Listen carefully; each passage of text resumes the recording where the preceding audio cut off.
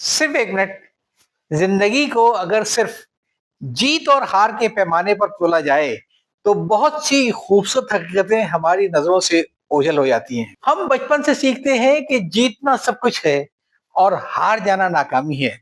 मगर क्या वाकई ऐसा है? कभी सोचा है कि खेल के मैदान में हारने वाला भी वही पसीना बहाता है और वही मेहनत करता है और वही ख्वाब देखता है जो जीतने वाला देखता है।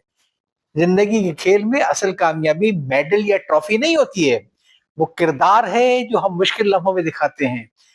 हार कर भी मुस्कुराना, नाकामी के बाद भी हौसला न छोड़ना और दूसरों की जीत पर दिल से खुश होना, ये सब वो खूबियां हैं जो इंसान को बड़ा आदमी बनाती हैं। याद रखें, कुछ रिश्ते जीत से ज्यादा कीमती होते हैं, कुछ सबक हार के बाद ही समझ में आते हैं और कुछ लोग इस सफर में मिलते हैं जो किसी भी फतह से बढ़कर होते हैं।